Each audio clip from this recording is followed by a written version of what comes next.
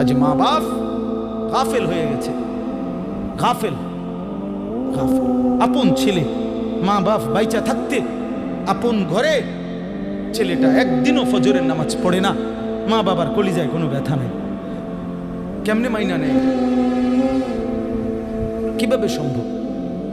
আপন স্ত্রী, স্বামী তুমি বেঁচে আছো, তোমার স্ত্রী পুরা গ্রাম হাঁটে, পুরা মার্কেট হাঁটে, তোমার বেড়ি রে সবাই চিনে, সবাই চিনে বেড়ি রে। তুমি বেটা বাচ্চা রয়েছো কেন? তুই ফাঁসি দেস না কেন?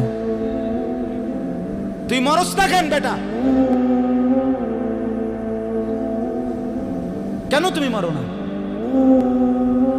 আত্মমর্যাদা যদি মুসলমানের না থাকে, আত্মসম্মান না থাকে, আমার জীবনে আর রইলটা কি? আমার জীবনের আর আছেটা কি? এজন্য ছেলেদেরকে বলি, বাপ দিন শিখো, আল্লাহর কোরআন শিখো, নামাজকে ভালোবাসো, চেহারা সুন্দর হবে, আখলাক সুন্দর হবে, দুনিয়াতেও সুখ মিলবে, আখিরাতেও সুখ মিলবে। এই বন্ধুর কথা ফেলে দিও না।